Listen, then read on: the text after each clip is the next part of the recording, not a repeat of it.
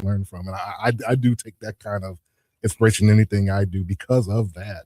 Yeah, and I always reference it to, for everybody listening, there's little eyes that are watching you, whether it's children in your home, whether it's a niece, a nephew, a godson, a goddaughter, a colleague, but there's somebody's eyes that are watching you. And my eyes were watching my mom.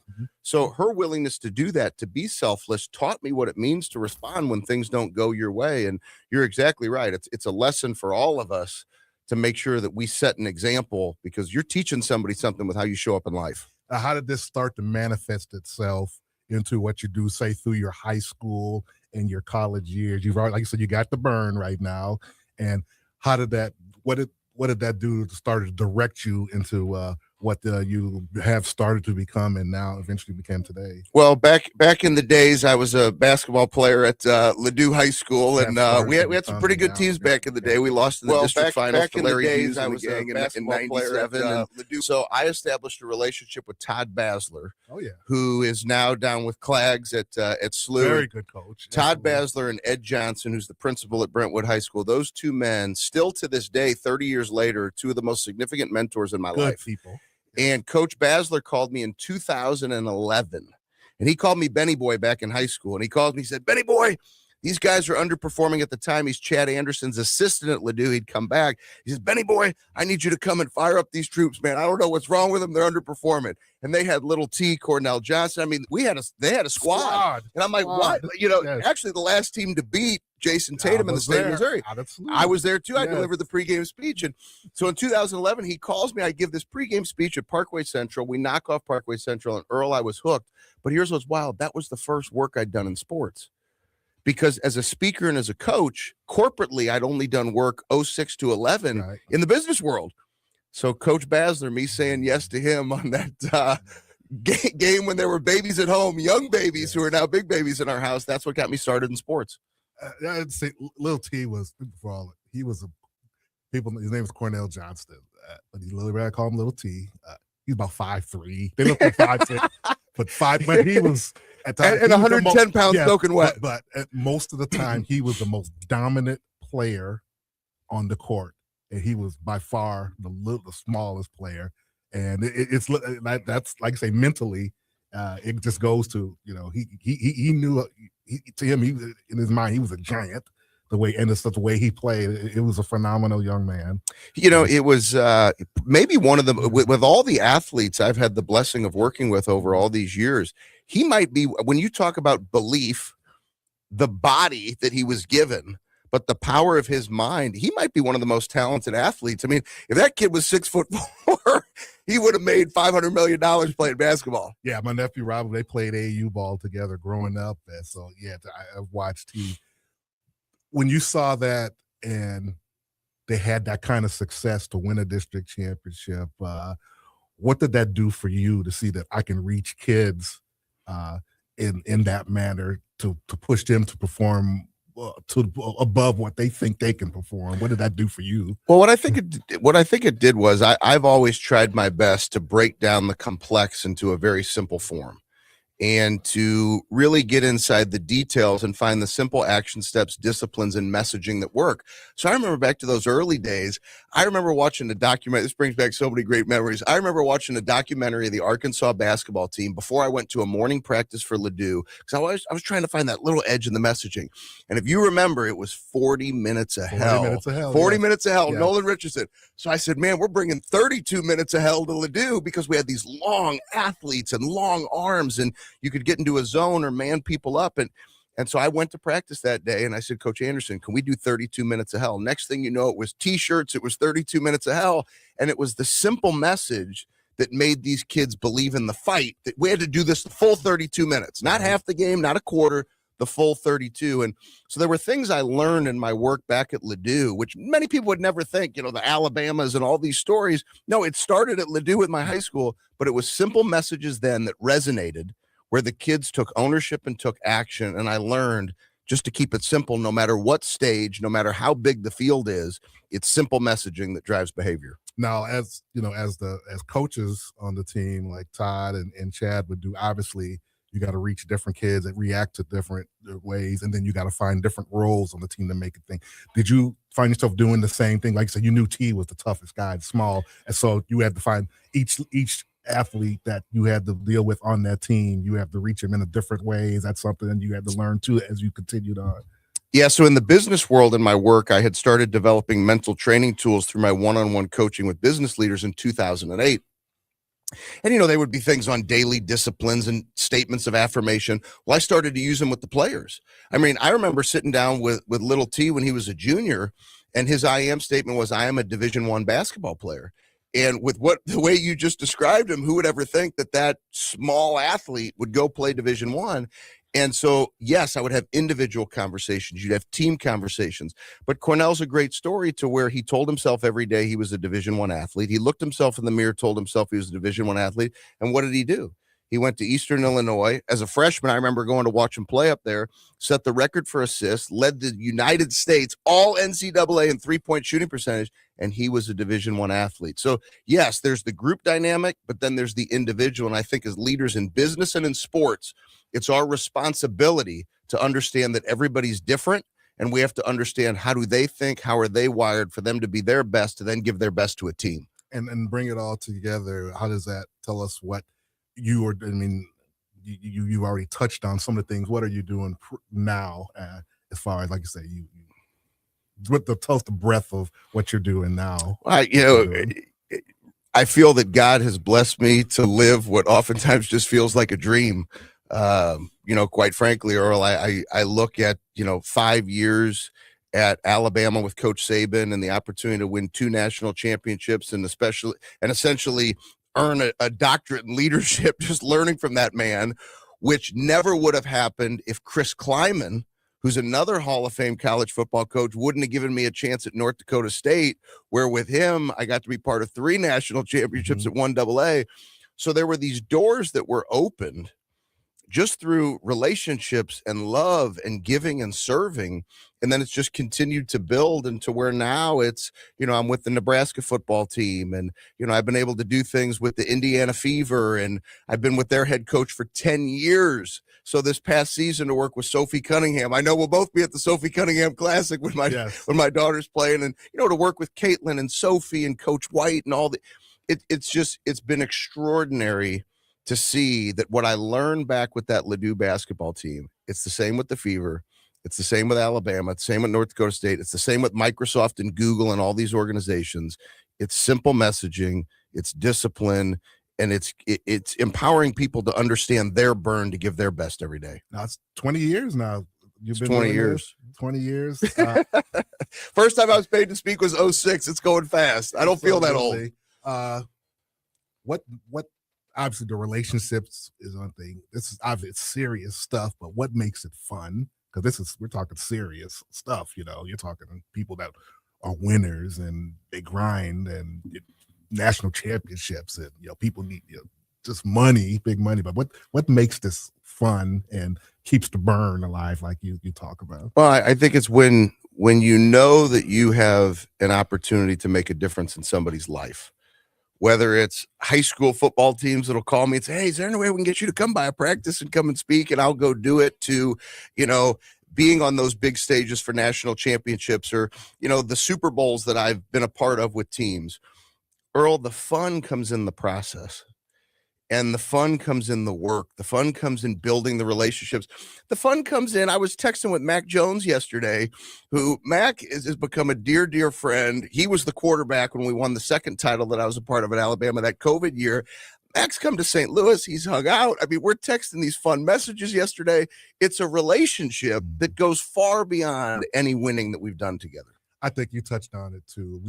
We've talked about off the air how we work with our young ones in the gym at 5:30, your daughter, my nephews, and everything. And I think people lose sight of the process. People are all a lot of times caught up on what's at the end, and they lose sight of everything that leads up. And I think that is the most important part, because it just, you learn, not only you're like teaching your kids about whatever, it's basketball, whatever, but it's the life lessons that will sustain you to get to that end game. It's more about that sport and everything. I think people just get so lost and don't realize the process is the best part. If you really embrace it, it's the fun part of it. And even in the business world Yes. too, because within that process, you're going to find the things that you do love. Yes. You know, somebody who says, I'm a 3-point shooter. I love shooting threes. So let me work different ways for a three. Or you know what? Ball handling is an opportunity. So I'm going to fall in love with the process of ball handling by trying new things. And then you fall in love with the process. People want the results. Unfortunately, we live in a world, and we've seen it now Yes. with all these young athletes over all these years. They want the result immediately. Now, exactly. I mean, now. And very few are willing to put in the work. And so you may get short-term results. Maybe it's a handful of good games, but are they willing to sustain the work to be great? And that's a business and a sports lesson. When you're talking to especially when you're talking to high level people in business, they're successful. They're making a lot of money. They're doing everything. How do they stay captivated when they're listening to you? What do you do? What captivates them when their message? Because these people, quote unquote, have made it already and are doing it. Yeah, I mean, we've been blessed in the business world to now have clients that are running billion-dollar businesses, clients that are billionaires, clients that are extremely wealthy, way wealthier than I am. And what I empower and inspire those individuals to do is to fall in love with the process continually, to continue to lean in on the relationships, to continue to lean in on their disciplines. But ultimately, no matter where you are in your journey of success in life or how you define success, I think we all owe it to ourselves to work hard enough to have the power to choose the life that you want. So if Earl and I say, hey, success for us is being in whatever gym we want, when we want to be there, with peace of mind that we are loving life. That is me. That is me. Right. I know it is. I've seen it for decades. Then right. Then it's not money. That's joy. That's the power to choose. This is the life I want. You know, you texted a reminder about, today, last night. And what was I doing? I was watching hoops last night. Right. You were watching hoops last night. It's just, that's part of what we love. In the remaining part of this first segment, I know you want to talk about this, your coaches for coaches to coaches system. So it's an opportunity. It's a program where you're talking about helping lead leaders, and kind of talk about that a little bit. Well, what happened was a handful of years ago, as I started to receive, because most of my work, it's private. It's, I'm at Alabama 15, 20 times a year when Saban was there. Same thing with Coach Kleiman. I was on the sideline with him 148 games in 11 years. So it's my time. I don't always get to go be with individuals in person. It's a limited calendar. So people would say, hey, can you share? Can you teach? Can you help us be better leaders? And we developed a program called the Coach to Coaches, and it's just thecoachtocoaches.com. And now what we do is we take people behind the scenes of what I've now done for 20 years to help them become better leaders, to become more disciplined individuals. And probably the most fundamental truth that we teach is you can only lead somebody to the level of discipline in which you live. So we as a leader must remain the example for those that we lead. Otherwise, your message will only carry so far. And it's a 8-week program. It's an 8-week program. Yeah. 8-week program. What are some of the bullet points of what people can expect if they are really learning how to communicate, learning the 6 mental training tools, the proven tools that I've used in sports and in business for all these years that have led to championships in boardrooms and on fields, but also really choosing that next level of discipline for the individual, kind of like that Cornell story. You'll find after those 8 weeks that it's almost going to feel like one-on-one coaching, even though it's in a group setting, because I'm going to speak into your heart for you to walk on that path of the power to choose ideally what you want as a leader and as a coach in all aspects of life. Is this your first time doing this particular program? No, this is 3 years now. Yeah, we've had about 300 people that have come through this course. Now the classes are typically 40 or 50 on purpose. Okay. And we've had Hall of Famers, Super Bowl champions, active NFL players, active current coaches, strength coaches, business leaders. It's very high level. And the community, which essentially becomes an alumni association, you as a member of this community have access to all those individuals so that they can build their relationships and grow together. Do people, do they contact you or do they go to the website? Typically, they'll go to the website. People can always contact me on Instagram, and either myself or a member of our team will reach out. But thecoachtocoaches.com is typically the best place to find whether or not that's a good fit. Have you found it to be as successful as you want it to be in these 3 years, and you continuing to tweak it? It's been so fun, because it's one of those things no different than you get to the end of a season and you break down the game film and you evaluate where can we get better. We've added things to the program since the first class that we've had, and we're always adapting, adjusting, and attacking, which is a lesson I learned from Coach Saban. You can never become complacent. So we're always looking for ways to improve it, and I feel like every class keeps getting better. How do you like teaching teachers and leading leaders? Well, my mom was a teacher. Mine too. Now you're gonna mine too. Now you're gonna make me emotional. So my mother was a teacher at Rittner, and so I envision oftentimes, and typically in the classes, I'll thank the class. I'll say, look, you're giving me an opportunity to do what my mother did. And even though I might not be in a classroom setting, I feel like I have an opportunity to teach. And my mother's I've met some of her students far after she passed who still talk about her, and I'm like, it's incredible to hear somebody say something about your mom, because for us, right?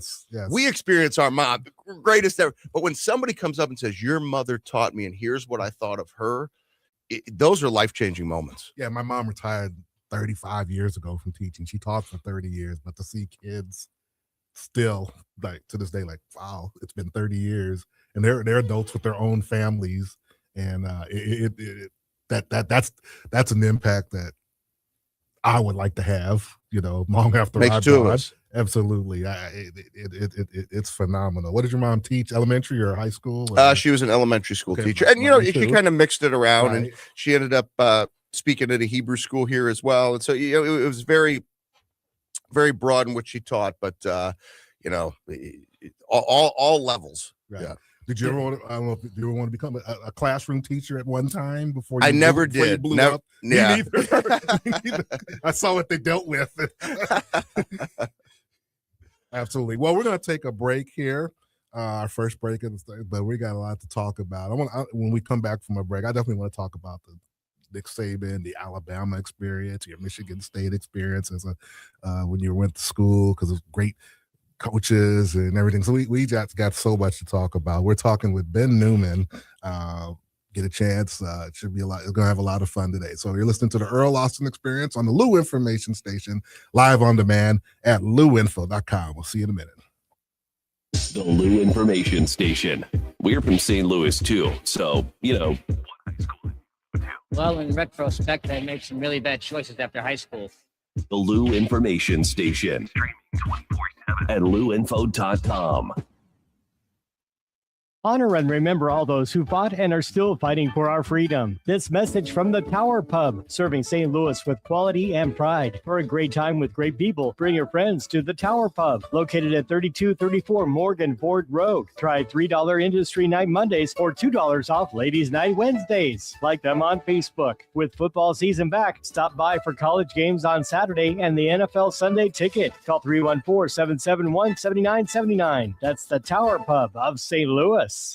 Fast Track Auto Transport has been a trusted leader in vehicle shipping for over 25 years, providing reliable, affordable service across the U.S. Fast Track offers fast and safe transportation solutions for individuals, dealerships, fleets, and businesses of all sizes. The Fast Track team prides itself on honest communication, competitive pricing, and real-time tracking, which gives our customers peace of mind from pickup to delivery. Whether you're shipping a single car or managing a large fleet, Fast Track delivers a smooth, hassle-free experience every time. Come see why Fast Track Auto Transport has been St. Louis's go-to company for all your vehicle transport needs for over 25 years. The trusted way, the safe way, the Fast Track way. Visit ftautotrans.com or call 636-677-9004. That's ftautotrans.com or call 636-677-9004.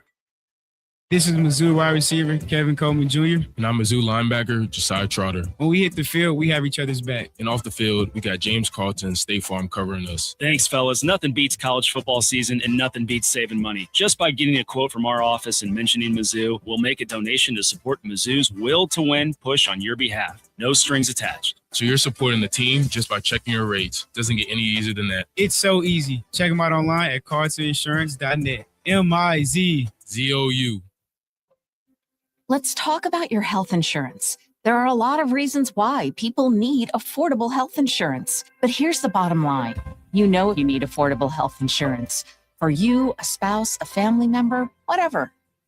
I'm going to give you a free hotline to call to find affordable health insurance that can cover all your health insurance needs in case you get sick or have an emergency. Plus, cover vision, dental, and more. And there are no long-term commitments. You can keep your plan as long as it's affordable. And for the price of a cup of coffee. We're not talking about one of those fancy coffees. For the price of a regular cup of coffee a day, you can have quality, affordable health insurance.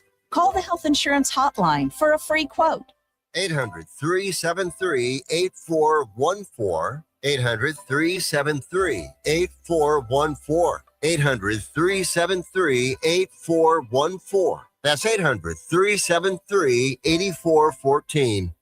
Joined now by the boss, Dave Green. Dave, we're building something pretty special here, but running a growing media company takes more than great content. Tell us why you chose Home Bank for your business banking. For us, it's all about relationships. With Home Bank, we're not just an account number. We know the people there, and they know us, our goals, and where we're headed. That personal connection makes all the difference. Greener, when you say relationships, what does that really look like? They not only know my name, Cam, they know our business. And when I need something, whether it's a phone call or a text, weekday or weekend, morning or night, I get a response from someone I know and help with whatever I need. That's huge. And for a business like ours, you need a bank that can move at the pace you're moving. Exactly. We're in a fast-changing media world, and Home Bank has been a steady partner through it all. Home Bank is a team behind our team. Visit myhomebank.bank or call 855-577-2001. Home Bank, member FDIC, more than a bank, they're your business partner.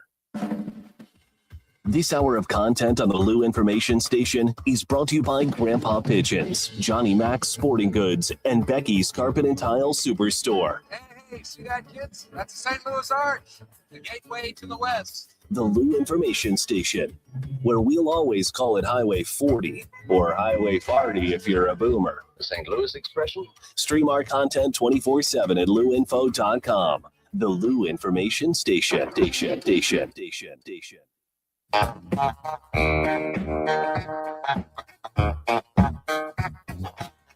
Welcome back to the Earl Austin Experience. We're talking with Ben Newman. First, also I'd like to let you know, Fast Track Auto Transport has been a trusted leader in vehicle shipping for over 25 years, providing reliable, affordable service across the U.S. Fast Track offers fast and safe transportation solutions for individuals, dealerships, fleets, and businesses of all sizes. The Fast Track team provides itself on honest communication, competitive pricing, and real-time tracking, which gives your customers peace of mind from pickup to delivery, whether you're shipping a single car or managing a large fleet. Fast Track delivers a smooth, hassle-free experience every time. Come see why Fast Track Auto Transport has been St. Louis's go-to company for all your vehicles transport needs for over 25 years. The trusted way, the safe way, the Fast Track way. Visit ftautotrans.com or call 636-677-9004. That's ftautotrans.com or call 636-677 9004. We're talking to one of the top 5 mindset and performance coaches in the world, Ben Newman. And it's apropos that you talked about Alabama and Nick Saban, because we're into the best part of college football season. We're in the Final Four of the college football playoffs, and we have Ole Miss versus Miami, and then we have the Big Ten. We have Oregon versus Indiana, and all 4 programs have one thing in common. All 4 head coaches are part of the Nick Saban coaching tree. First, Ben, when they come to the coaching tree and they brought that to what do those 4 coaches have in common, having coached under Saban, that they've brought to these 4 schools that have put them 2 games away from a national championship? Well, it's interesting that you ask that question, because if you go back to the first segment of our time together, and I talked about the simplicity of messaging, consistency of messaging, all those 4 coaches have that in common. And that's something that we found at Alabama. If you would have ever come to a practice with me, I mean, almost like every practice. And so in 5 years, I mean, I was probably on campus 75, 80 times in those years. And Coach Saban would always say, the way you do one thing is the way you do everything. And we don't do things until we get them right. We do things until we can't get them wrong. And so everything just spoke to process. And now you see that in these four coaches. And I think it's extraordinary. It is. I mean, Aeneas Williams called me the other day, and he called and he left me a message. And, you know, Aeneas is one of the all-time St. Louis greats, human beings, not just football player, pastor with the Spirit Church. And he called me and he said, Ben, I got to talk to you. Like, what, like, how is this possible? And we just went through, and we can talk about it, but just the series of things that I experienced all the way from the first time in 2017 when I went to go interview with Saban, one-on-one with the GOAT. And there was just an expectation when you walked through the doors of the Malmore Football Complex in Tuscaloosa. Earl, you just felt it. You felt the expectation that was on your shoulders. I know you have a book here, one of your books. It's called The Standard. And when you think of Nick Saban and Alabama football, I think that's probably the first thing you probably think of. It's the standard that is expected of everybody in that program. And you just nailed it. The standard that was expected of everybody. And one of the things that I think which is very unique, is oftentimes you'll find or you'll experience a coach who's trying to find a new special way to do something. And I think these four men have experienced Coach Cristobal, Coach Lanning, Coach Signetti, Coach Golding, who I love. I got to work with at Alabama personally. They've accepted the standard. They've accepted that what we learned from Saban can be transitioned to another program. They didn't have to go recreate a new system. And there's things they do their own way, but it's been extraordinary to watch. And you think what Coach Golden, what he had to go through with the team, keeping everything together, that really helped him to the point where obviously the end of beating Georgia in the Sugar Bowl, but just what the whole process of the last month, you think that really served him well? Well, I think, you know, loyalty is a word that's often used, but these days really not represented at its highest form. Right. And I can take you back. You're being nice. I can take you back to watching him in his linebackers meetings. See, I would go sit in his room with the linebackers because I loved the way he coached. And the relationships and loyalty and love those players had for him and he had for the players. When Kiffin took the job at LSU and they gave that job to Golding, I'm getting goosebumps. I said, look out, because like, I don't think people realize the man who's now leading this team. Right. And Coach Golding may not be the most articulate guy, but he is a real dude who loves his guys.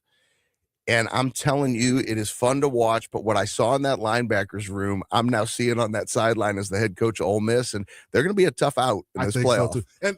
And you could see it like at his halftime interview.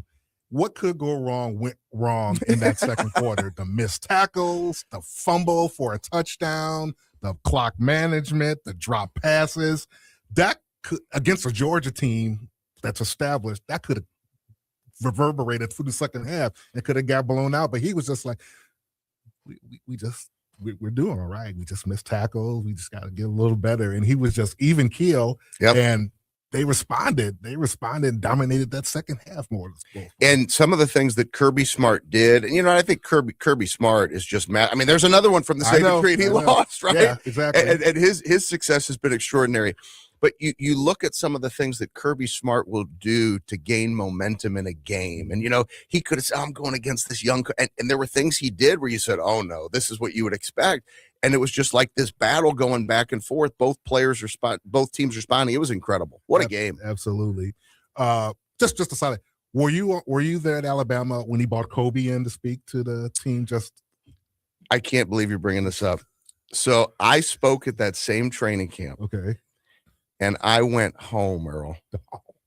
I missed Kobe by 2. And it's one of those things. I'm like, hindsight being 2020. I spoke 2 days before Kobe. Like, why in the world I didn't say, hey, who's speaking on these next couple of days? Because I would have been able to stay. Right. And so I missed the opportunity to hear Kobe live, but he and I spoke at that same training camp. I never got to meet Kobe. I thought that was my next question. I would have loved, because, I mean, you talk about process. Yes, my goodness. Exactly. And, you know, I would encourage any young young or veteran business leader or athlete, go study Kobe. Go study his mindset. Go study how he worked. It was extraordinary how he took ownership of the process to be the best that he could be. And people say, well, how did he become so great? And, one of the fallacies of success, I think oftentimes people think that success and greatness comes from talent, right? Confidence comes from talent. Confidence comes from your discipline. Yes. But when your confidence comes from extreme levels of discipline and you have talent like Kobe Bryant, that's when you hear people refer to you as a GOAT. Yes. When you're watching the games, like you said, you're at Alabama, and obviously everybody, the offensive coordinators watching the offense, defense, from where you sit, are you watching the individuals and can you tell, okay, he's on this game. Okay, this guy needs this. Are you watching? So that's actually what I'm responsible for. Okay. I mean, I was, over the course of the game. As you know, I was a hooper. I was not a football player. Right. And so when you go back, I mean, as a basketball player, I know basketball better than I know the X's and O's of football, even though I've worked in football for well over 11 years. So when I'm on that field, I'm looking for Earl, who misses a route, misses a block, drops a pass. And my responsibility is for the wide receivers coach to get on that iPad and figure out the next play. And I go talk to Earl about keeping his mind right for the next play, that next route. Man, you're the best receiver we got, Earl. Just lock in, next play, 6 seconds of play, intentional focus, run your route, fast and physical, make a play, next play, right? Those are the things that I'm looking for. That's what I'm responsible for when I'm on the sideline. All right. You told me, okay, you went to Michigan State. I want to talk about your college days. Well, college days. And once again, you were part of another icon, Tom Izzo. You watched him play last night. Now he's what's remarkable about him is that we're in a new age, and he's as old school as it gets. Still coaches his players hard. Still, to the point where if a clip goes on YouTube or X, people are haranguing. What's he doing? Getting in this kid's face. Give zero. You know what's. Yep. and still one of the best in the game, and Michigan State still. He's something to see, doesn't he? So not only was it something to see, I'll share this because it's amazing how things come back full circle in life. So actually in the book, The Standard, I talk about my work with Saban. I actually had the opportunity to not only watch a national championship and the beginning of this long Izzo run, but I actually got to go back and speak to the team and work with the team at Michigan State, the basketball program. And what was extraordinary was my freshman year, Earl, was the first Big Ten championship when they tied with Purdue, and it was the first time they went to the NCAA tournament under Izzo. So all I've ever known since I went to Michigan State was we go to the tournament, 8 Final Fours. Well, speed forward a handful of years ago, I had the opportunity to go back and speak to the team, and I was watching a practice, and I want to speak exactly to your point. And he is screaming and yelling at one of these players. I mean, like, I think his exact words were, "You are acting like a clown." And he's chasing the kid down the court. I mean, he's like 70 years old, and he's chasing this kid down the court. And after the practice, I said, Coach Izzo, I said, man, you haven't lost your fire in 25 years. And he said, oh, man, I'm way calmer than I used to be. But he's not. He's the same man with the same intensity, but it goes back to the relationships, Earl. He has real relationships with these kids, and I think that's why he can coach them hard. Right. Holding a copy of your book, The Standard, winning every day at your highest level. I want the quote at the top. Ben Newman just doesn't teach elite performers about excellence. He lives it as well. His book will show you how to set the highest standards for yourself and achieve them. Tim Grover, world champion performance coach. For those of you who don't know Tim Grover, tell them who. So Tim who is main guy. So Tim's main guys were Kobe, Dwayne Wade, Michael Jordan, and he got to work with the best of the best, and he's become one of my dearest friends. And go back to love, relationships, and discipline. I never would have imagined on this journey when Coach Basler as Benny Boy come fire up these troops against Parkway Central to get this upset. Right. That all these years later, I would have the opportunity to learn from a Tim Grover, to be able to call him when I have problems. And guys, I still have 2 coaches. I'm reading books every day. I'm trying to figure out how I could be my best. We never reach a point where we have everything figured out. And to learn from Tim, to learn from Nick, to learn from Coach Izzo, it's been extraordinary. How you just named 3 of the most driven athletes that have ever walked the face of the earth. How does he motivate those dudes who are already got a built-in drive that just supersedes probably their immense talent? Yeah, I think there's so many individuals in our line of work that it's allowing the celebrations to last too long. You know, when you work hard, you should expect success. And that's one of the things that we learned from Coach Saban, right? It's one of the things that Grover instilled in those men. Like Michael Jordan, like, if you work hard, of course you're going to have success. Of course you're going to win championships. So let's go see how many championships we can win. And a lot of people hear things like that, or, you know, when is it going to be enough for Coach Saban? And you realize it's not the championships. It's like we talked about earlier. It's the process. And when you're deeply in love with the process of figuring out how great you can be and how great you can be with a great team, you never want to stop. Absolutely. The love for that process. Absolutely. I know we usually start at 10 o'clock. We have the easy second hour with Ron Zetcher. And I think Ron is in the front there. Ryan, could you get, if Ron's out there, I want to bring him in. Bring him in. I want to get Ron in here as well, because I know this is about to be special. I may get teary-eyed for this. Yes, I want to get Ron. I know he's talking with our 10 o'clock guest there, but I know you got you talked about a lot of great relationships at Ladue High School, and I know I spoke with Ron last week, and I told he knew you were here last week, but I told him he's going to be on the show next week, so. We're gonna get Rod in here. Coach Zetcher, I'm afraid you're gonna put me in tears when I see you. Sit down there, Ron. I'm gonna start yes.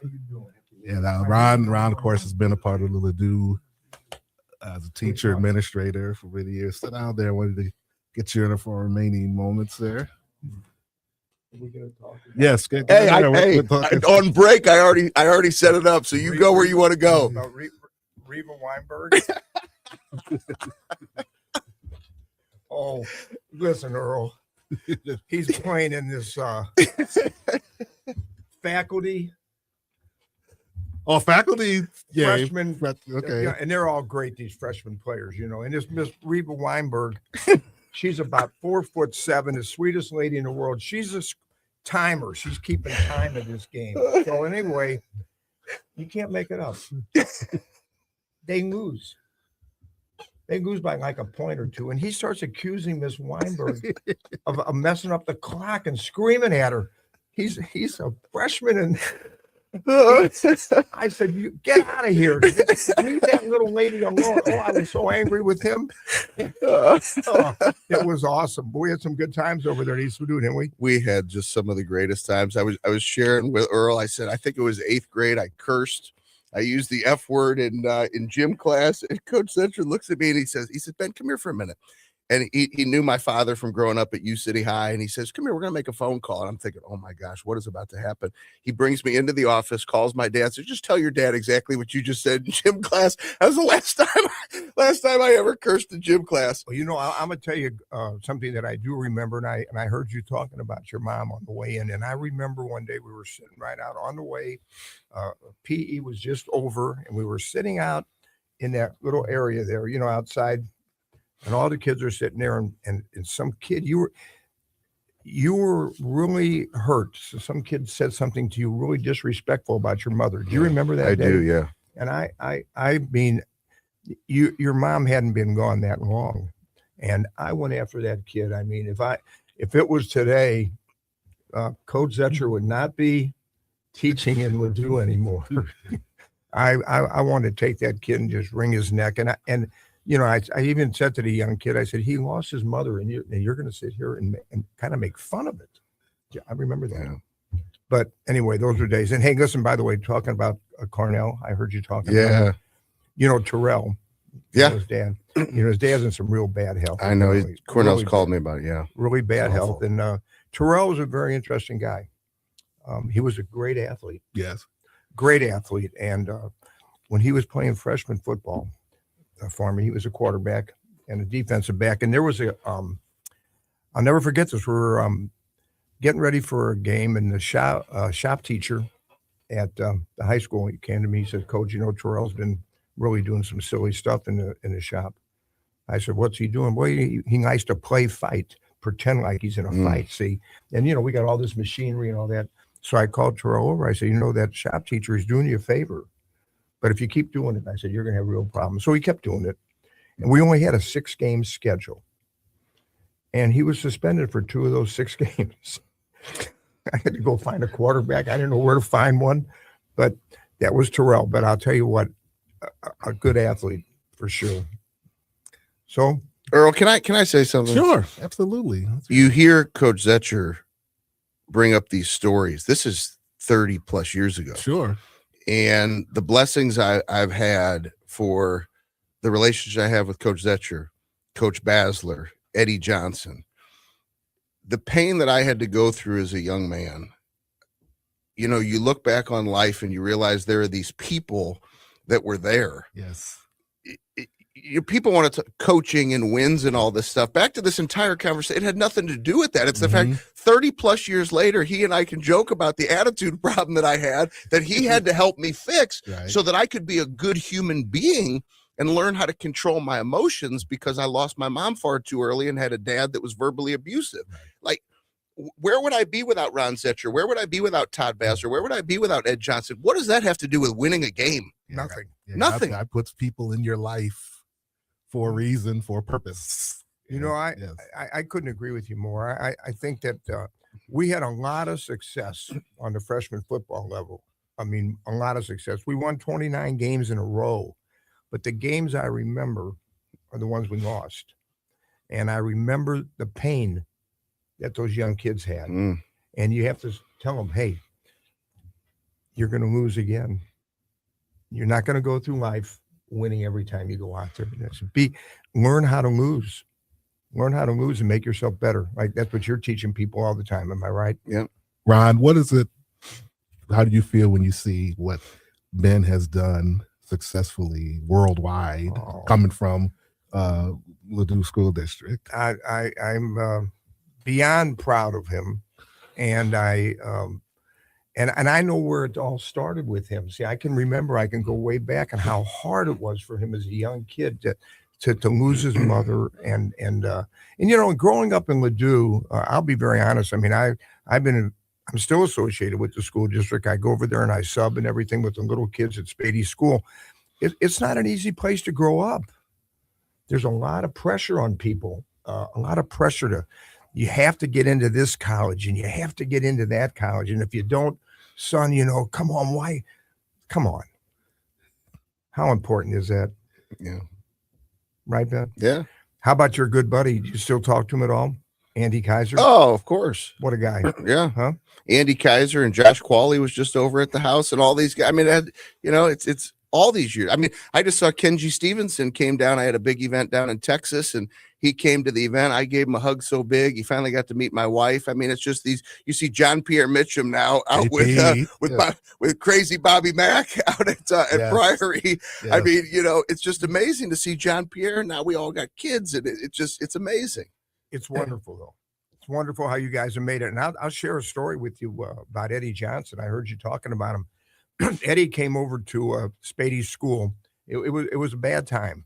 Ladue had decided that they were going to close a number of elementary schools. And we got a few minutes. Yeah, just got a minute. So and they were going to close a bunch of elementary schools. And so what happened, they did a survey, and they wanted to know what elementary schools had the best facilities. Well, Dealman School, believe it or not, they were the #1 rated elementary school. Had a big African-American population over there. And they closed Dealman School. That's one of the schools they closed. It was unbelievable. So all those kids there, they were filtered out. And we got a whole bunch of them over at Spady. And Eddie Johnson and his buddies ended up at Spady. And so I always used to let them have their own team. So they're playing softball, and they're beating all our little guys. They're beating our little Spady guys every game, at every basketball. So finally I figured, this is not right. So one day the little guys are winning, and Eddie's team is batting, and there's about 2 minutes to go in PE, and I go, we're going in right now. I blew the whistle, and they knew what I did, and those kids, they wouldn't talk to me for a week. They walked down the hall and looked the other way, and we still laugh and joke about it. Eddie Johnson's a fine man. Great man. A fine Great man. Well, Ben, I really appreciate you joining us today. Thank you, Earl. and Thank sharing you. your And what a wisdom. great surprise this was right here. Bring Ron in. I know it. He was happy when he heard about you here last week. So, oh yeah, we're going to be on the show. So bring him in. When I came last week and they told me you'd been there, I said, "Oh my goodness, I wish I had gotten there earlier." I said, well, he'll be here next week. It's worked out great. It's great what you're doing. Thank you. And I guess your daughter's a good player. She's working hard. Yeah, she's working hard. Thank you. Yeah, Absolutely. very proud of her. Division I offer. And my son as well. They're both working hard. Your son the starter over there?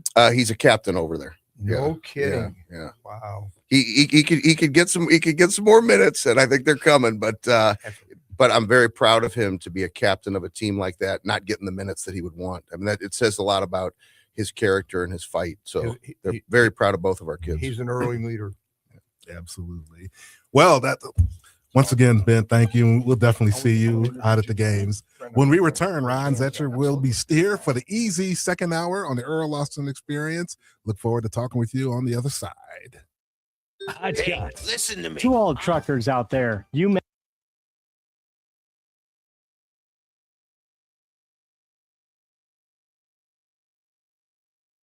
Hot Shots Sports Bar and Grill had the new menu. Don't freak out. Hot Shots favorites are still there, like their famous wings, tacos, burgers, and pizzas. Plus, sure to be new faves, like Big Philly egg rolls, the Bold and Hearty Slugger sandwich, the Buffalo chicken pizza, and 2 new wing sauces, Carolina Gold and Bourbon Glaze. And making a comeback, it's the return of Hot Shots' legendary waffle fries. So now there's even more to love at Hot Shots. Come try out the new menu at Hot Shots Sports Bar and Grill. Find the location nearest you at hotshotsnet.com. To all truckers out there, you matter. And remember, our country runs because you do. This message from Shelton Transportation and B&M Transportation of St. Louis, serving the United States and making sure your product arrives on time and safely. Visit SheltonTransportation.com or call 314-423-8600. That's 314-423-8600. The drivers and staff of Shelton Transportation and B&M Transportation of St. Louis salutes the men and women of the trucking industry. Broadcasting live from the J. Randolph Jr. Studios in Kirkwood. Daddy is out of the cleaning up dump business. KLIS 590 AM, Wood River, St. Louis.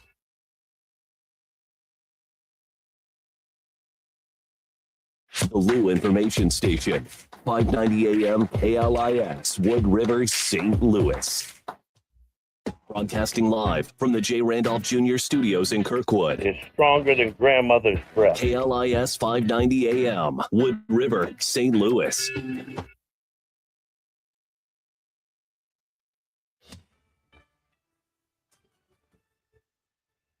USA Radio News, I'm Chuck Brady. President Donald Trump says a massive U.S. force was used in Venezuela to capture President Nicolas Maduro. The president telling Fox News he watched the operation unfold and did note there might have been a few injuries. He said the overnight assault was necessary to stop the flow of drugs to the United States. Maduro was indicted in New York in 2020 during Trump's first term on drug trafficking and terrorism charges. Trump says Maduro and his wife were flown out of the country, some reports saying they may be headed to Florida. He praised the troops involved in the operation. The professionalism and the bravery, everything about it. And you almost couldn't hold them back. It was like they wanted to go so badly. The courage they had going into an area where, all the lights were turned off. We turned off almost all of the lights in Caracas. I mean, this thing was so organized. He talked in detail about the operation. Extremely complex, the whole maneuver, the landings, the number of aircraft, which were a massive number, the number of helicopters, a different type of helicopters, different type of fighter jets. We had a fighter jet for every possible situation. The team did an incredible job. They rehearsed and practiced like nobody's ever seen. Secretary of State Marco Rubio tells lawmakers he anticipates no further action in Venezuela. Venezuelan news video shows explosions overnight in Caracas with U.S. helicopters flying overhead. Reports say Maduro and his wife were captured by the Army's Delta Force. Former Deputy National Security Advisor to Trump, Victoria Coates, backs the operation and says she doesn't expect U.S. adversaries to intervene. I think it's going to stay pretty muted because just as with the Iran strike, these are capabilities no other country has, including China and Russia. You're listening to America's News Network, USA Radio News. Business owners, are you paying high phone bills for old school systems and lousy service? StrongTel cuts your phone bills in half and turns every phone you own into a feature-rich business system. Sean Roddy, CEO of Hennings Brothers Drilling, had this to say. We've been a StrongTel customer for over 10 years. It's great. It even includes an intercom with video to our equipment yard. I can watch live from anywhere with my smartphone. I'd recommend StrongTel to anyone. Never miss a customer call again with your StrongTel business system. StrongTel is a proud iTex partner and always welcomes your iTex dollars. You'll get award-winning StrongTel service, a business-class phone system, and cut your phone bill in half. Visit strongtel.com. That's StrongTel, StrongTel.com. StrongTel. Some U.S. senators are critical of the U.S. action in Venezuela. Several, including Arizona Democrat Ruben Gallego, are calling it illegal, saying there's no reason for the U.S. to be at war with Venezuela. Gallego said it's embarrassing. Senator Brian Schatz of Hawaii echoed his comments, saying the U.S. should have learned not to stumble into another stupid adventure by now. Members of Congress saying they were not briefed in advance on the U.S. military strike. Vice President J.D. Vance is backing his boss. In his post, Vance said the president had offered multiple off-ramps, but was very clear throughout the process the drug trafficking must stop and the stolen oil must be returned to the United States. With the break of day and news spreading, huge celebrations are beginning in both Caracas and in South Florida. Venezuelans are celebrating the capture and arrest of President Nicolas Maduro and his wife. Hundreds gathering right now in South Florida at a restaurant where Venezuelans have been speaking out for decades against injustices in their country. Video posts on social media show similar celebrations underway in the Venezuelan capital. It's unknown whether the U.S. military is still engaged with the Venezuelan security forces. Reports from the region indicate the initial attack, which lasted about 30 minutes, destroyed much of the country's military communications infrastructure. The president said he'll provide additional information during a news conference at 11 a.m. Eastern. Chuck Brady, USA Radio News. iLocal.net is offering a free website analysis to improve the online presence of your business. Business owners across the U.S. turn to iLocal.net to improve their search engine rankings. Search engines are constantly changing their algorithms. You need the professionals who know how to use those changes to benefit your business. Don't hope for new customers. Get found and be chosen. Visit iLocal.net/go for your free website analysis. iLocal.net/go. What are you so happy about? I'm on the pill. Aren't you two a bit old to worry about having more kids? Not her, me. You lost me there, buddy. Steelman pills. Things weren't always looking up, if you catch my drift. So my doctor prescribed me a little something. Like Viagra? Yeah, but that's expensive, and it wasn't covered by my insurance. Steelman pills cost me less than $3 a pill, and virtually the same effect. I just called and got over 40 pills for only $99. I have this friend who might be looking and... Well, if your friend wants some help, the consultation is free over the phone. No clinic. Steelman Pill sends it in the mail in a confidential package. I'm on it. I mean, my friend will be on it. Steelman Pills, going the extra mile to help men with erectile dysfunction. 800-915-9371. 800-915-9371. 800-915-9371. That's 800-915-9371. Lou Information Station, a whole new way to enjoy content created just for those of us in the St. Louis area. It's a whole new way to advertise and promote your business. Reach out and find out just how different we are. If you're tired of one-sided advertising offerings or your traditional media rep trying to shove digital marketing down your throat, visit louinfo.com and click on advertising. Or email partnerships at louinfo.com for more information.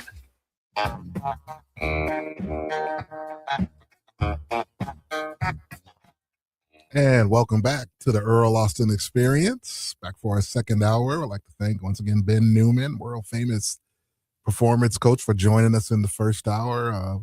Loved spending time with Ben and just done so many great things. But now it's time for the easy second hour. And you got a brief preview of it with my man Ron Zetcher, Hall of Famer, came in the studio to talk to Ben. Now we're back at it again for the second hour. And of course, we got a very special guest as well. Ron, how are you officially? How we doing? I'm doing well, and thanks for bringing me in to talk to Ben. Absolutely. I definitely was looking forward to, I know he was coming in, so looking forward to having you come in and spend some time and reminisce. He's a fine young man, and he really has come a long way, or like we were talking, from when he was a young kid and he lost his mother at a very young age, and he was affected, as he told you, and look what he's done with his life, helping other people. Before we get started, can I just make a quick go right ahead. I want to there was a young kid by the name of Drew Patchkin who's been suffering from some real serious health problems. He's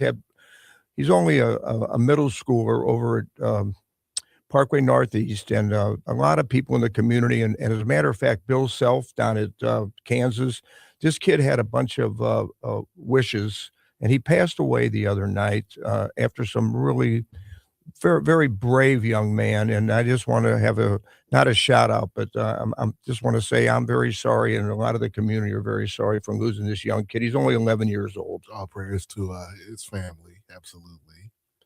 But my guest today, I would have never probably refereed a high school football game if it wasn't for Rich Hantek. And Rich, we're so honored to have you on the show today. Rich, well, we'll talk about all his accomplishments. They're tremendous accomplishments as a official. Good to have you here with us, Rich. Well, thanks for the invitation. I appreciate it. Well, Rich Hantek, he's a graduate of Roosevelt High School, and the one thing I remember about Roosevelt High School was playing a basketball game there, and also officiating a few games there. And if you got too far to the end line on one end, there was a door there, and if you got too close to the door, you were going down the steps. What about that, Rich? Well, you learned early to go slow through that door. Go through that door slow, Yeah, right? that's right. Yeah, you didn't go full speed.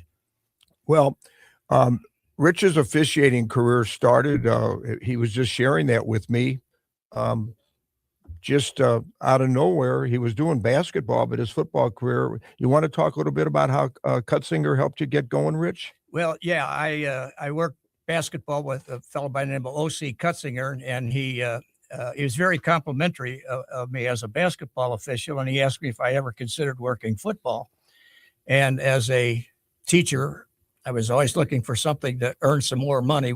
No one was making much money at that time. So I said, I'm thinking about it. I might do it. And then I saw him a couple of weeks later, and he said, well, did you get your license for football? And I said, well, I haven't done it yet. And he said, well, you're going to have to do it. And he said, I've got 5 games for you next year. So I got my football license, and that was the beginning of it. And then the beginning of it started that way. And then as time went by, Rich and his brother and Clint Lesser, who we spoke about before, Clint's not with us anymore. He passed away. And then they were, I don't know why, but they asked me to join the crew. And we were 4 basically rookies. Yep. I think it was the second year that we formed our crew. So we didn't have a whole lot of knowledge, but we worked hard, and some of us became pretty good. All of us became good. Of course, Ron more in basketball than football, and my brother worked high school football for a number of years, and Clinton worked, but then he went in as an athletic director.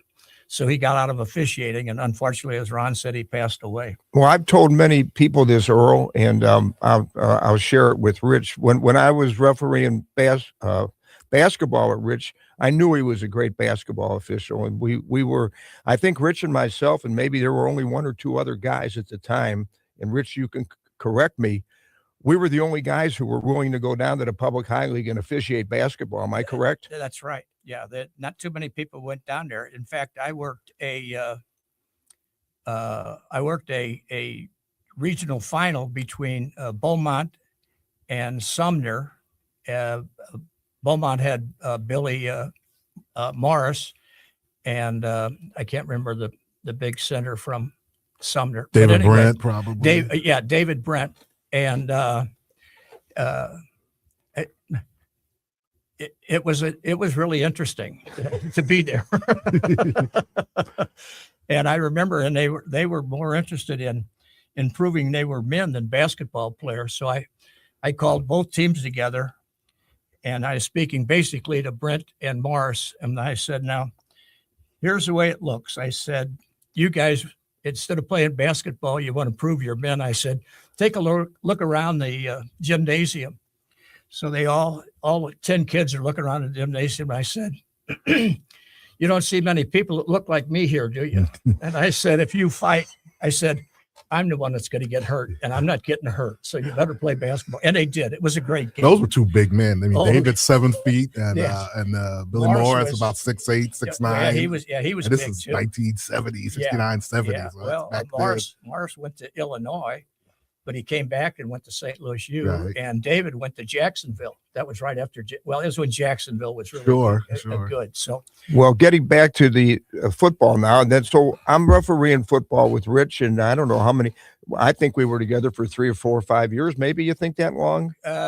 maybe I was lucky. I was a guy who was at the right spot at the right time. And I didn't work high school football too long. And I moved on. Well, I knew from little knowledge I had at the time that Rich Hantek was going to go pretty far as a football official. He had a knack. He was a white hat on our crew, and he just had a knack of walking over to a coach on the sideline or a player on the field. And he had that leadership ability that obviously led him to, well, let's just go here and talk about it.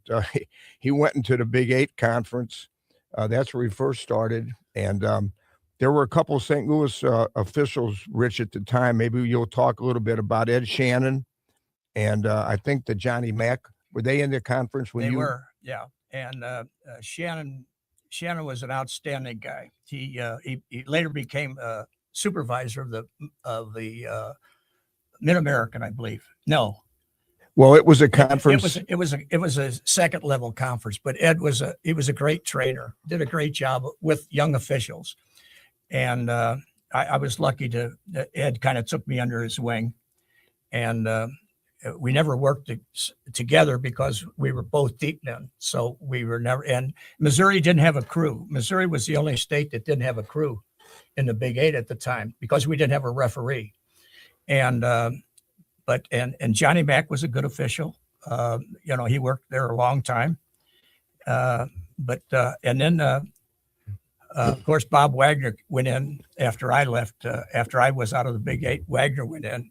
Yeah, and did Mike Borgard ever work? Mike Borgard was in the Big 8 also. And so, and also Rocky Ryan. Did Rocky Ryan get into the Big 8 or no? I think so, but that was, it was short-lived. I wasn't in there long. I was only in there 3 years before I went in the NFL. Well, let's talk about the NFL. So I remember you telling me a story that the first time you worked a scrimmage in the NFL, preseason scrimmage, after working 3 years in the Big 8? Yeah. And the Big 8, they were very, very good football. Oh yeah. I mean, Nebraska and Oklahoma. Right. It was. But you told me something about the speed of the game the first scrimmage you worked. Well, yeah, that was basically that's the first thing they told you when you when you went into the league is don't ever think that they're not going to do something. When you think it's going to be an incomplete pass, it isn't going to be an incomplete pass because the speed is just, and of course the abilities of the players. In college, in a game, you might have 4 really good ball players. In the NFL, you have 22 with another 22 on the sideline that are very good. So, that you just have to adapt yourself and not think something's going to happen. Rich, was Bruce Finlinson, was he your first supervisor? No, John Waldorf was the supervisor. Wow. But the guy who kind of really took me under his wing was a fellow by the name of Earl Jansen. Earl Jansen was a referee. The basketball coach? Yeah. From Cleveland High School? Yes. Wow. And he almost worked the Orange Bowl every year. Wow. I mean, he was the premier. I didn't know that. Yes. Yeah. Okay. Yeah. He was a premier referee in the Big 8. And for some reason, Earl took me under his wing. He saw me work a basketball game, as a matter of fact. And of course, Ray Cliff was the football coach down there.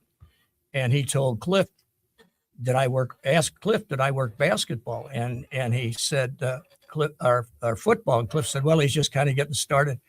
And Earl said, he does a great job on the boards on over the back or clean. He said, that leads to a guy that can really call pass interference. Of course, today I don't think I could because I don't know what pass interference is anymore.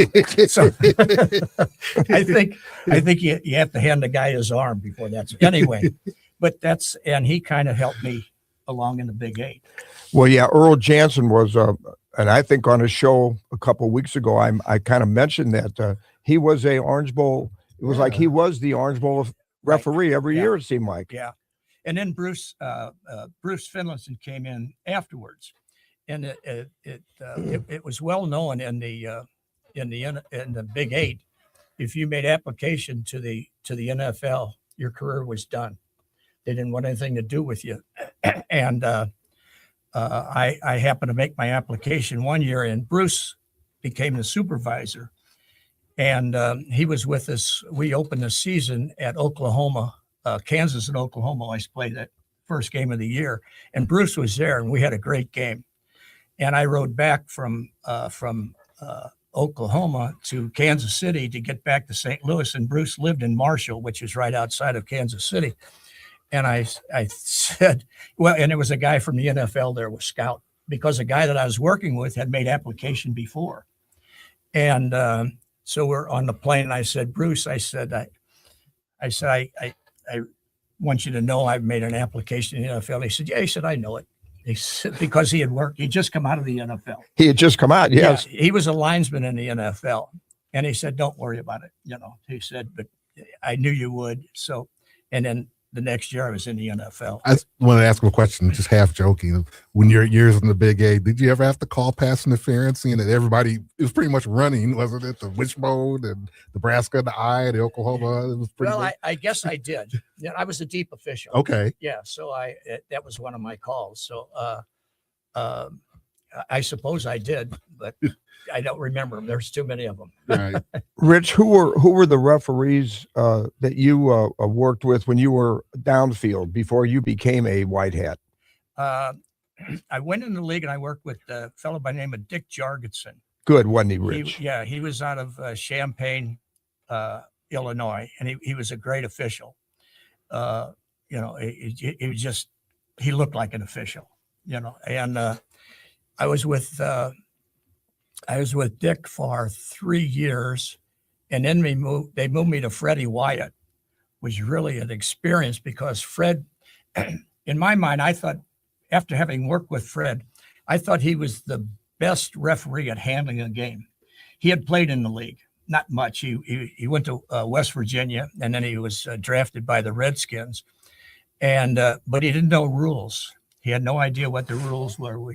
They'd always kid him. They'd say, Fred, the rule book is that silver book that they give you every year. Hey, Rich, him and Johnny Overby. Oh, yeah, right. Yeah. Rules. Yeah. But Fred, he handled, the coaches respected him, and he just handled the game good. So I kind of took bits and pieces from the officials. And the Big 8, I worked with a guy by the name of Dan Foley out of Denver. And Dan was very good. He handled a game, but he really didn't look like an official. He was just one of those guys, but he was a great referee. Well, speaking of Denver, real quick, I want to talk about two guys that were in the NFL who worked in the same school building in Denver. Oh, yeah. Ben Dreith and Pat Haggerty. Now, two totally different guys, correct? Yeah. No, I never worked with Pat, and I worked one game with Ben. It was a preseason game. Oh. And Ben was an intimidator. He intimidated everybody. He intimidated coaches, players, and the other officials on his crew. He intimidated them. And we're in a pregame at in a preseason game, and I was a back judge. And he said, "Okay, Dick, we'll talk about this, this, and this, and he's telling me what's going to do. And I said, Ben, I said, I thought you wanted to know how I was going to work. And he said, what do you mean? I said, well, you seem to be telling me how you think I should work, but I don't do that. He said, I'll work the way I want to work. Ben and I got along great after that. He didn't try to intimidate me. Because I came right back at him. Remember Joe Shosid? Yeah. All right. This is a true story. So Drythe liked me for some reason. I don't know why. So he says, we had a basketball game in the Valley. He says, hey, he says, you know that Shosid, you want to call him and put in a good word for me? I want to get in that Metro League. I said, sure. You know, what the heck? I called Shosid. He didn't like me to begin with, okay? He says, let me tell you something. You ever mention Ben Drythe's name to me, you will not be working. I thought, I don't think Ben's going into the Metro Conference. No. But he was a pretty good official. Yeah, Just intimidating. He was intimidating. The coaches, some coaches didn't like him because they were so intimidated by him on the field. They didn't want him working his games. And Ben was always kind of jealous of everybody else. Tunney was in the league, which was, he was the premier referee. Everybody, he was the referee. And Ben would know everybody's schedule. He'd want to know why he didn't have some of the other games, So. Yeah. And then Pat Haggerty, they worked in the same school building, Earl. Right. They were both phys ed teachers. And Haggerty had a real a bad situation with his son. Remember that, Rich? Yeah. Haggerty's son had got involved. Was it a robbery or something like that? Yeah, I can't recall. And they didn't know who the robbery was, but they put a picture out, and I think it was on the news at night, and it came on the TV, and it was Haggerty knew it was his son, and he had to turn his son in, and that was a really tough deal. Yeah, that Dan Foley that I worked with in the 8 worked with both those guys. Oh, so all three of those guys worked in the same building? Yeah, Oh, can you imagine that? that? He was a teacher there, so yeah. Well, I'll tell you one thing: those kids behaved. I'll bet. Yeah, with those three guys. That's right. Oh, Rich. Well, okay. Gene Barth, what do you think? Gene Wasn't he something, Rich? He was a very good official. I worked one game with Gene. I worked with a playoff game with Gene, but that's the only game I ever worked because then it was the next year I became a referee, and of course we couldn't work together then, but we worked a game in Dallas and Green Bay playoff game.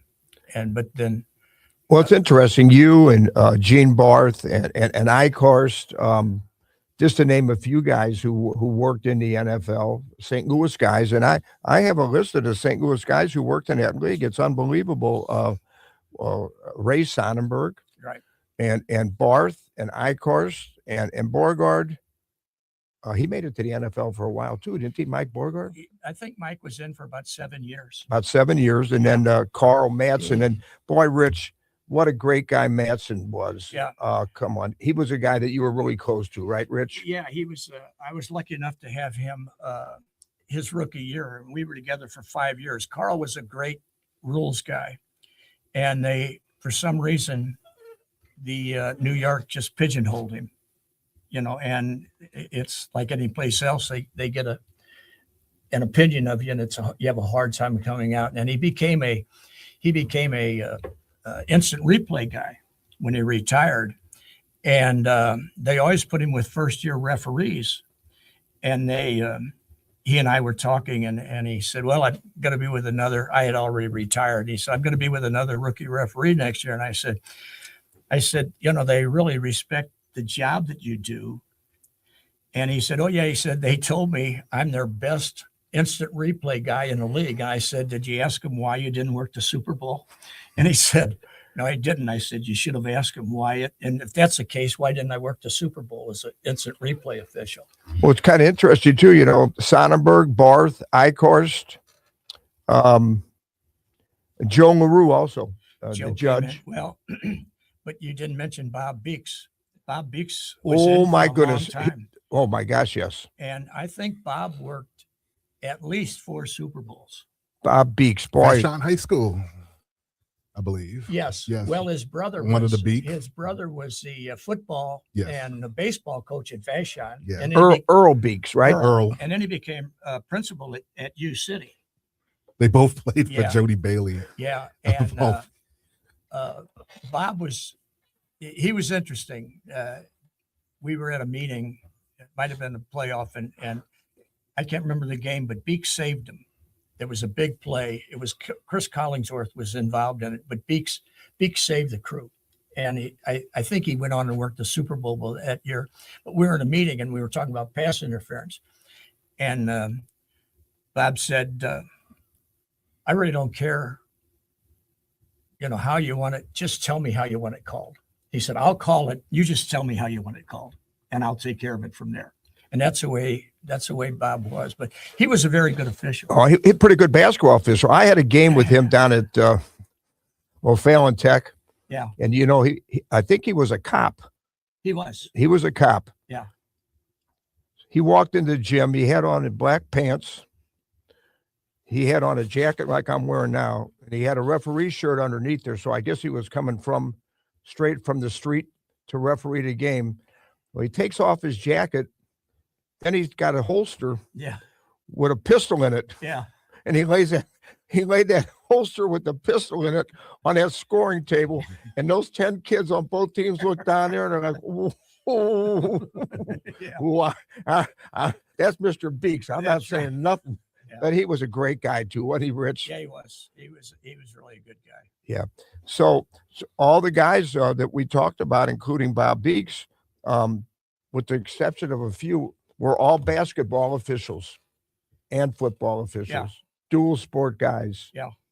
And I think that what Earl Jansen said to you is really true.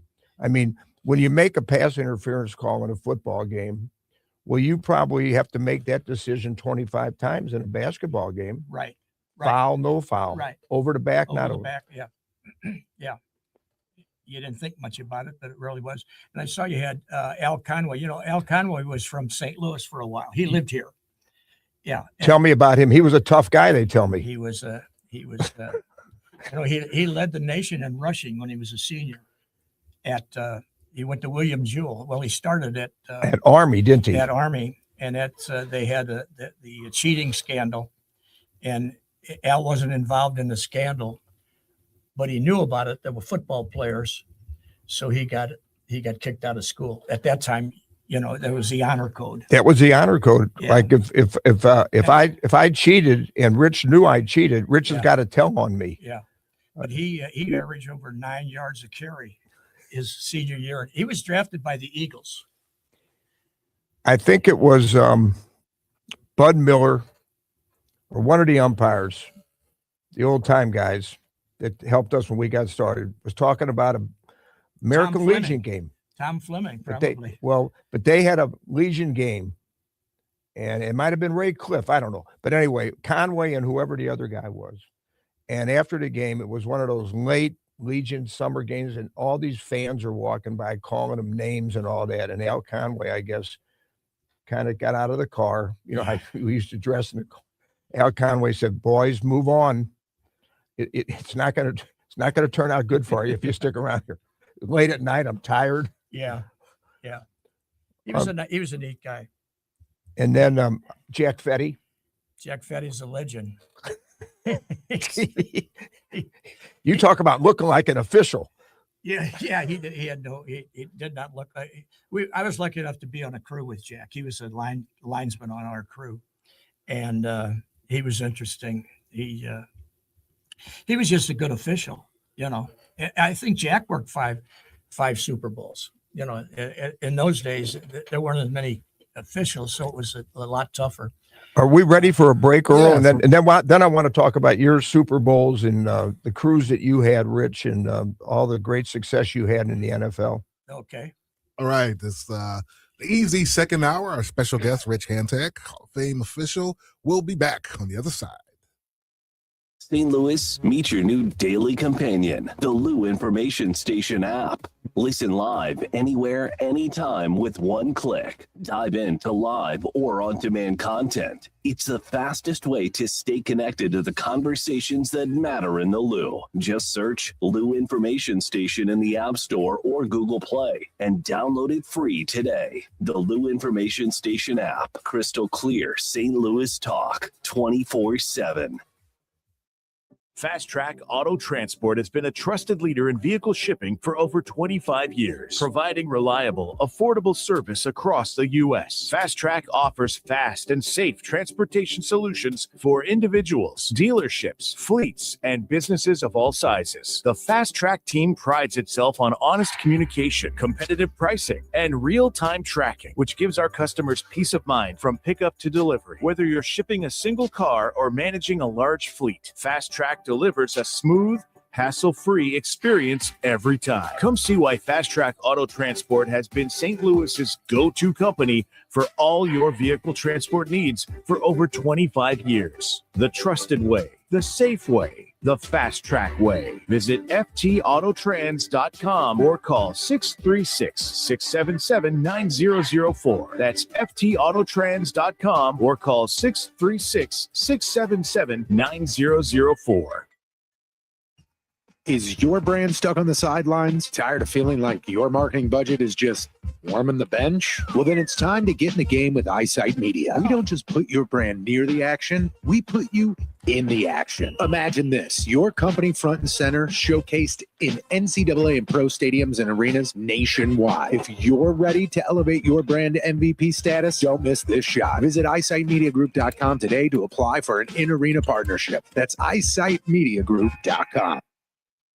This is Mizzou wide receiver Kevin Coleman Jr. And I'm Mizzou linebacker Josiah Trotter. When we hit the field, we have each other's back. And off the field, we got James Carlton, State Farm covering us. Thanks, fellas. Nothing beats college football season and nothing beats saving money. Just by getting a quote from our office and mentioning Mizzou, we'll make a donation to support Mizzou's will to win push on your behalf. No strings attached. So you're supporting the team just by checking your rates. Doesn't get any easier than that. It's so easy. Check them out online at cartoninsurance.net. MIZZOU. Lunchtime just got a whole lot better at Hot Shots Sports Bar and Grill. From mouth-watering wraps to loaded quesadillas to bold, flavor-packed sandwiches, Hot Shots has something fresh every single day, along with your favorite wings, burgers, and pizza that you know and love. And don't sleep on those Hot Shots tacos. Plus, if you gotta be in and out quick for lunch, Hot Shots has you covered every day starting at 11 a.m. Find your nearest Hot Shots Sports Bar and Grill now at hotshotsnet.com. That's hotshotsnet.com. The choice of a lawyer is an important decision. It should not be based solely on advertisements.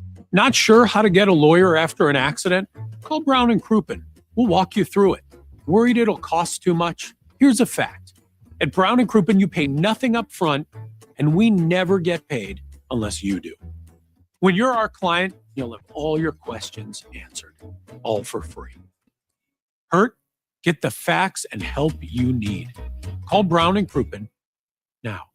To all truckers out there, you matter. And remember, our country runs because you do. This message from Shelton Transportation and B&M Transportation of St. Louis, serving the United States and making sure your product arrives on time and safely. Visit SheltonTransportation.com or call 314-423-8600. That's 314-423-8600. The drivers and staff of Shelton Transportation and B&M Transportation of St. Louis salutes the men and women of the trucking industry.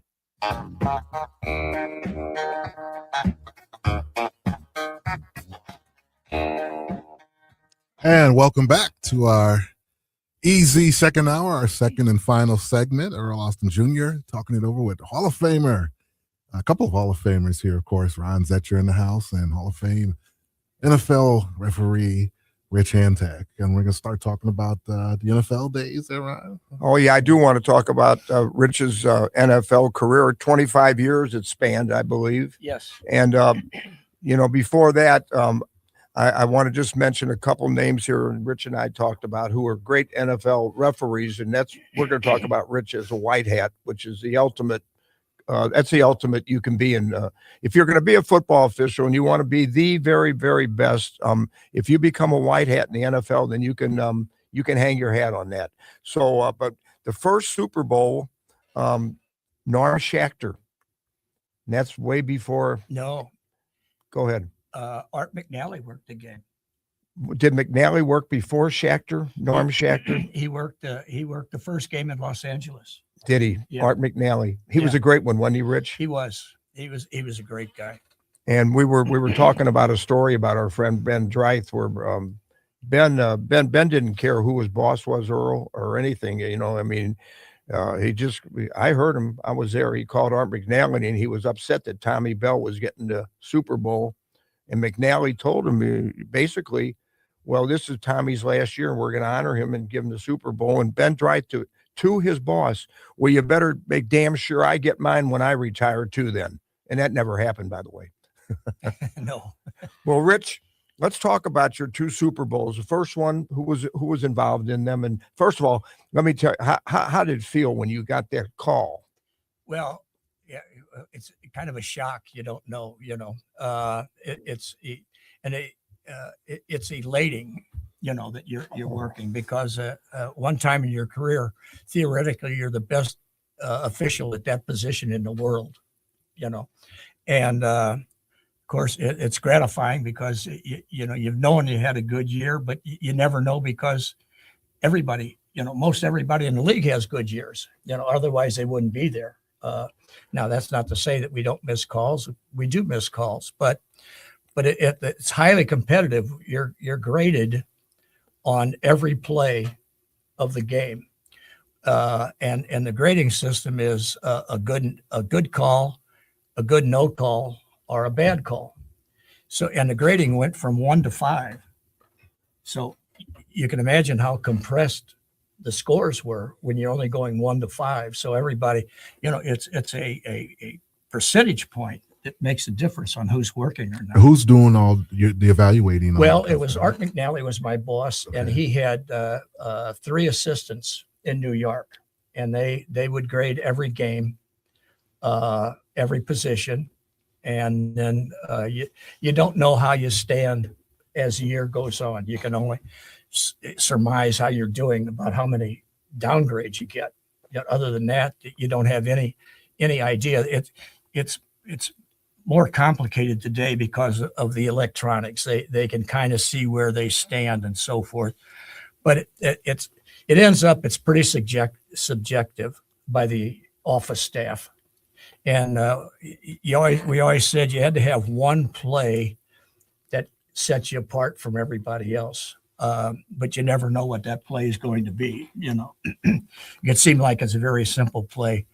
But it's just, it was my 5th year in the league, so that's really unusual that fast. Well, I was very lucky. I received a postseason assignment every year for 25 years.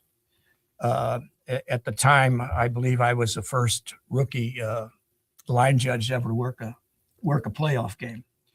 And I was second to Jack Fetty. Fetty was a line judge. So it's,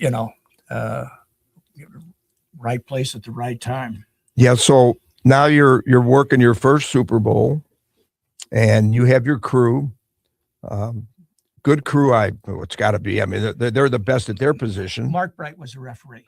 Mark Bright was a referee that first one, and you were a back judge, Rich? I was a back judge. Your responsibility as a back judge. Widest man on the line of scrimmage until they start crossing.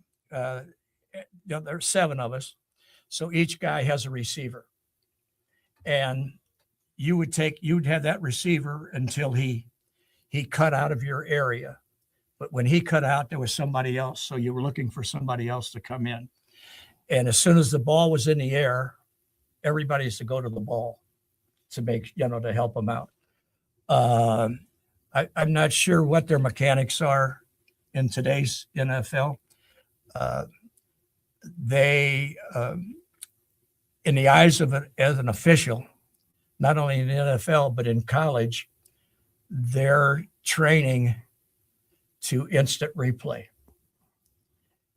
And it affects everything else because pass interference is an instant replay. And of course, again, I don't understand what pass interference, because, they're beating each other up pretty solid going down and holding and pulling, but it affects the other area. In fact, one day I had a conversation with Art McNally, because we tried instant replay in the NFL for a while, a couple of seasons, and then we didn't use it again. And then they brought it back, and Art and I were talking, and Art says, "Well, what do you think about how do the officials view instant replay?" And my response to him was, I said, if you have any officials on the staff that are worried about instant replay overturning their call, I said, get rid of them.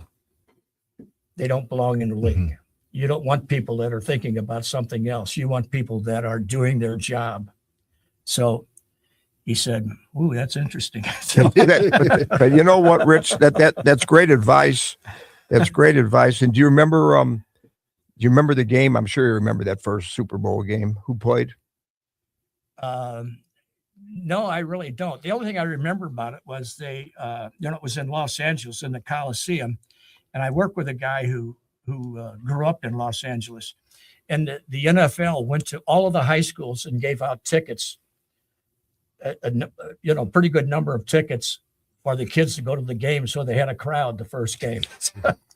And McNally said the officials, they gave him a tie bracket, and he said, "Boy, this is kind of nice." He said, "I thought it was really something until I'm going back to the airport and the cab driver had one." Yeah, that's really true. Oh boy. Okay, so then you get the ultimate assignment as the white hat. Yeah, that was 1993, I believe. Yeah, it was that again. You're the number one guy, and I really had a good year, and I think I told my wife, I said, if I don't go Super Bowl this year, I'm never going, because I had that good of a year, and fortunately I got the call to work it. And how early that week did you have to arrive, Rich, with your crew? What was it? It wasn't your crew that you had during the season, was it? It was just six other guys. It was, the top 7 officials at each position, but we worked the same mechanics from crew to crew. So it wasn't the case of somebody coming in and we didn't know how we were going to work. The only the only difference was how the sideline guys worked together. Basically, they were supposed to work the same way, and they did. But you wanted them to have a conversation more about what was going on or how they were going to work together. And you're talking about another guy from St. Louis that was in the league with Art Demas. Yes. Art Demas was a St. Louis boy, and he went to Vanderbilt and he never came back. He stayed in Nashville. Yeah. But Art and I worked the second Super Bowl together. And but yeah, he was another St. Louis guy that worked in the league. So did you have an extensive pregame with those 6 people who were highly successful? I think guys like to come with me because I didn't beat them to death with meetings. I did what I had to do. We looked at you always looked at the tape from the previous game, and you went over the play sheet and responded. Did we agree with a good call or no call or whatever? And we did the rules, and I did that, and that was it. We didn't do it. There were guys that had meetings for 3 hours. Well, you were always a very common sense official in both sports. You weren't overly officious, as they say. Well, I always felt that I was more interested in the guys being able to do the job for 3 hours on Sunday afternoon, not 3 hours on Saturday in a meeting. That's not accomplishing anything. Rich Hantek, by the way, also he holds a record in the NFL as the first official to have a number over 100, 105. Is that correct, Mr. Hantek? Yeah. Well, Actually, the year I went in, there were 15 new officials because they created the seventh position. And it was an interesting thing about the number. Yeah, I was 105. And one year they decided they were going to get rid of the triple digit numbers. So they gave me, I was line judge 18. And Earl Toller out of San Francisco, he was head linesman 18. So I saw Earl in a meeting, and I said, Earl, I said, my poor mother, I said, every time she sees 18, she thinks I'm working a game. And I said, I keep telling her, you're taller than I am. So he laughed. That's fantastic. Yeah. So let me ask him real quick. Go ahead. Sure. Over the course of a 25-year career, obviously the game starts to evolve and athletes are getting bigger, they're getting faster. How were you able to adjust with that evolution? The game changed for me from my first year to the second year. Okay. And the reason being was the game slowed down for me. It wasn't as fast, as the first year, because it was so fast the first year. I mean, you were just awash with people running. They say that about players. They say when the game slows down for you, that's when you really. It's almost like it's in slow motion compared to what it was before. And of course, the rules changed so much. Like blocking, the interior linemen always had to, when I went in, they had to block like this. They had to keep their hands inside. You couldn't go out at all. And then they got a little more lenient. They let them come out this way. And then they got a little more lenient. They'd let them hold inside. And they do it on every play. You talk to people and say, oh my God, I saw a holding play, on one play. And I said, no, I said, there had to be at least 4 holdings on that one play. But, but the philosophy was, if the team was running to the right and my tight end held over here, didn't have any bearing on the game. So you're not concerned about that. You're only at the point of attack is where you're looking at. And now they let them get outside. Yeah, there is holding a lot, but there always was a hold, except when they were in here. That was a lot different. We were talking a little bit about, it might be a little controversial, but we're going to talk about it anyway. I'm a firm believer that you should earn everything that you get in this great game as a player or as a coach or as an official. And you shouldn't be awarded because of nepotism. And I was just asking Rich before, when I'm watching an NFL game and I hear the name Hockley and I hear the name Seaman and I'm thinking those guys can't still be officiating. They got to be 75 years old. Oh, no, that's their sons. What do you think, Richard? Well, when I went in, they were a lot more thorough in their vetting the officials that come into the league, because they had former officials that would go out on Saturday afternoon and they would look at officials. And the league is unique. It was unique, is that the league never went out to an official and said, we'd like you to work in the league. The official always had to make an application to get into the league, and they would scout you. And when I was in the Big 8, there was a guy from Colorado by the name of Bama Glass who had made an application. So when they would go look at Bama, they would look at the rest of us and they would start a file on us in the event that we made application. And in fact, I made an application because it was in insistence of the referee, this Dan Foley out of Colorado. And I was only in the league for 2 years. And he was saying, you have to make an application. I said, well, Dan, I'm barely in the Big 8. It's only my second year. And he said, I'm telling you to make an application because of conversations with Haggerty and Dreith. And it was another referee by the name of Bob Fredericks I remember that name. Yep. From Denver. And he said, I'm telling you to make an application. So, but they would look at you Yeah, I mean, they would scout you. It wasn't a case. And then when Jerry Seaman became the supervisor, we had officials on the field, officials who became supervisors of other leagues, college leagues, which I never agreed with. Anyway, if that supervisor recommended a guy, they wouldn't even look at him. They just take him in. And without a doubt, there was a guy they brought in from the Southwest Conference. The supervisor wanted to get him off the staff. So he recommended him. So we got him. Yeah. And then, so the scouting went all, it just went away. They didn't have any scouting anymore. Well, I know that there was nobody that was going to put you in the NFL but yourself. You didn't have a brother or a cousin or a former good friend. And anyway, I'll tell you another thing.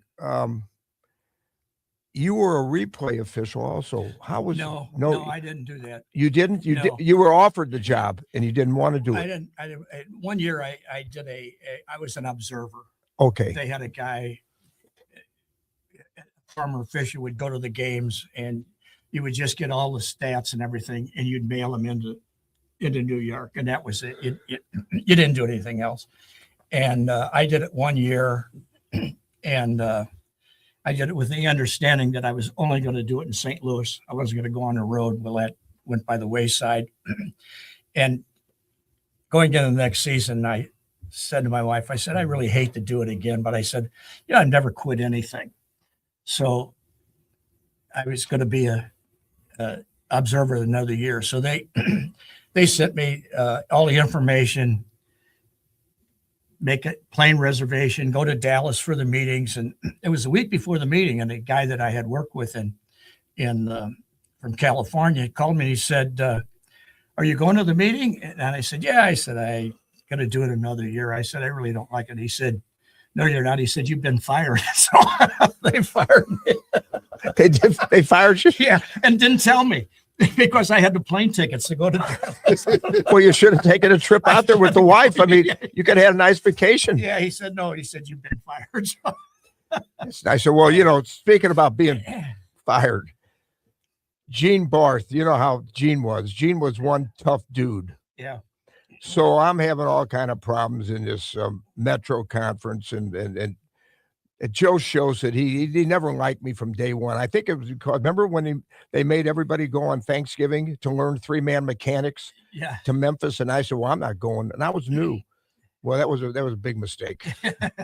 So it went downhill from there. So I hear things are really going bad. So I called Barth, and I said, Gene, you're pretty close to this Joe show. Said, I understand I've got problems with him. Barth, no, you have more than problems. You're getting fired when the year's over. Honest to goodness. And so it got lucky. Remember, they fired Shosid.